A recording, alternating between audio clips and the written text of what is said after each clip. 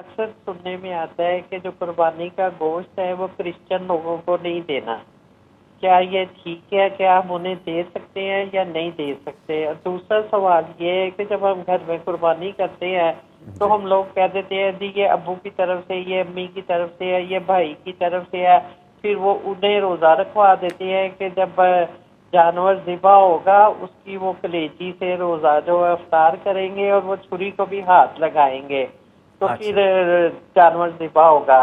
Please ये दोनों सवालों में जरा रहनुमाई कीजिए, क्या ये ठीक है तरीका?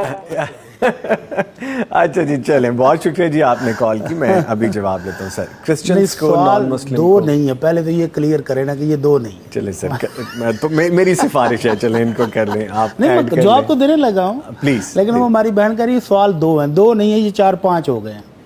पहला सवाल है कि गैर मुस्लिम को गोश्त दे सकते हैं? जी बिल्कुल। तो अल्लाह रब्बुल इज़्ज़त कुरान मजीद में फरमाते हैं फ़कुलू मिन्हा व अतइमुल क़ान वल मुअतर, जी, कि खुद भी खाओ कुर्बानी का गोश्त, और जो कनात करके अपने घर में बैठा हुआ है वो आपके पास नहीं आया कुर्बानी का गोश्त लेने के लिए, या जब आप कुर्बानियाँ कर रहे तो वो इर्द गिर्द मंडलाता हुआ हसरत बरदी नज़रों से देख नहीं रहा था, तो वो अपने घर में बैठा हुआ है, उसको आपको पता है कि उन्होंने कुर्बानी नहीं की, उसके पास इस्तात ही नहीं थी, तो आप उसके घर में भी ज़रूर भेजें।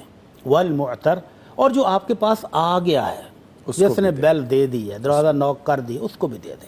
अब इसमें कोई तखसीस नहीं कि वो मुसलमान हो या गैर मुसलमान हो, जो भी आ गया है उसको कुर्बानी का गोश्त दे दें, हमें सवाब मिलेगा, सवाब मिलेगा, पूरा मिलेगा इंशाअल्लाह। ठीक।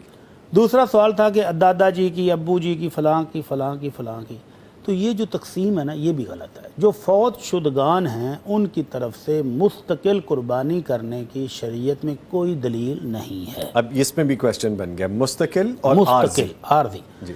मुस्तकिल का मतलब कि आप एक बकरा दादाजी का करें, वो भी अल्लाह को प्यारे हो चुके हैं, एक दादों का करें, वो भी अल्लाह को प्यारी हो चुकी हैं, एक अब्बू का, एक अम्मी का, सब की तरफ से अल्लाह ने दौलत दी हुई है, तो सब का एक एक बकरा जो दुनिया से जा चुके हैं करें, तो ये शरन दुरुस्त नहीं है।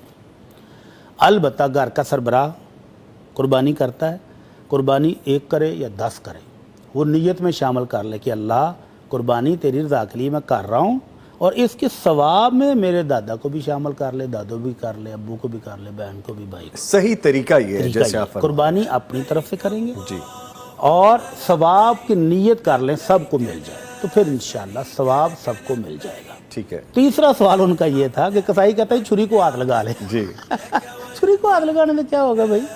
या तो आप, तरीका असल तो यह है कि आप खुद कुर्बानी को तकबीर फेरें, बिस्मिल्लाह अल्लाहु अकबर कहकर छुरी खुद चलाएं, और अगर आप नहीं चलाना चाहते, कई वजूहात हो सकती हैं, डर भी लगता है कुर्बानी के जानवर से, बड़ा जानवर हो तो खौफ भी आता है, हिम्मत और हौसला भी नहीं करता, या वैसे ही बंदा कहता है नहीं जी आप करो, तो फिर छुरी को हाथ लगवाना ये कसाईयों की बनाई हुई रस्म है, रिवाज है, इसमें शरन कोई मसला नहीं है, दीन से कोई ताल्लुक नहीं इस बात का। अच्छा जी। तो आप उसको बिस्मिल्लाह अल्लाहु अकबर कहकर तो खुद ज़िबा करें, या उसको कसाई को कहें भाई आप पढ़ो, तकबीर पढ़ो ऊंची आवाज़ से, हमें पता चले कि तुमने तकबीर पढ़ ली है, तो तुम बिस्मिल्लाह पढ़ के कर दो, और उसका मनका नहीं तोड़ना, जो उसको गर्दन को तोड़ देते ना फटाफट, वो नहीं तोड़ना, ठंडा करने के लिए गर्दन नहीं तोड़े, उसको जेन्युइन तरीके से ठंडा होने दें। एक सवाल और था उनका, मुझे उनका एक सवाल ये था, हाँ जी, रोजा, हाँ जी, कि वो कलेजी से खोलना है, कलेजी से रोजा खोल। देखिए बड़ी साहब इतने सवाल हो गए, हम भी सोच में पड़ गए कि कहाँ पे था सवाल, इसलिए मैंने कहा दो नहीं। तो कुर्बानी वाले दिन, ईद के दिन रोज़ा रखना अल्लाह के नबी ने मना किया है, फरमाया कि ये खाने पीने और अल्लाह का जिक्र करने के दिन है, तो ये रोज़ा तो है ही नहीं ना, तो इसको हमारे यहाँ रोज़ा समझ लिया गया है कि सुबह से कुछ नहीं खाया तो कलेजी खाकर रोज़ा इफ्तार करेंगे, नहीं भाई, रोज़ा तो है ही नहीं।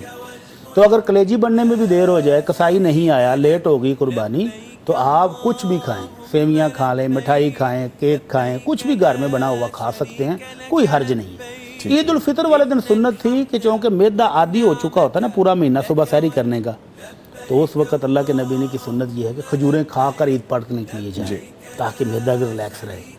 अब इस ईद पर तो कोई मसला नहीं, सुबह खाने को आदी है ही नहीं हम, तो इसलिए कुछ भी नहीं खाया तो कुछ ज़रूरत भी नहीं है। और अगर आप 9-10 बजे नाश्ता करने के आदी हैं तो ईद की नमाज़ पढ़ के आकर आप रूटीन के मुताबिक नाश्ता कर सकते हैं। تو یہ کلیجی کے ساتھ روزہ افطار ہوگا، یہ ٹوٹلی غلط بات ہے۔ سر یہ بھی میں چاہ رہا ہوں یہ بھی سبق دے دیں، عید والے دن تو روزہ ویسے ہی منع ہے، منع ہے یہ نا، وہ کون میں سا نے پہلے روزہ؟ عرض جی کیا کہ دونوں عیدوں والے دن روزہ رکھنا منع ہے۔ منع ہے، ٹھیک اور ہے۔ خاص طور پر جو عید الاضحیٰ ہے اس کے بارے میں تو اللہ کے نبی صلی اللہ علیہ وسلم نے فرمایا ایام اکل و شرب و ذکر للہ، کہ یہ جو 3 دن ہیں نا عید کے، یہ تو کھانے کے ہیں، پینے کے ہیں اور اللہ کا ذکر کرنے کے ہیں۔ اور میں نے پچھلے ایک پروگرام میں بتایا تھا کہ اللہ کے نبی صلی اللہ علیہ وسلم نے جو 100 اونٹ ذبح کیے تھے نا، جی تو 100 کے اندر سے ایک ایک بوٹی لے کر دیگچے میں ڈالی، دیگ تیار کرائی، گوشت بھی کھایا اور شوربہ بھی پیا، اور صحابہ کو بھی کہا، یعنی یہ سنت بھی ہے، سنت بھی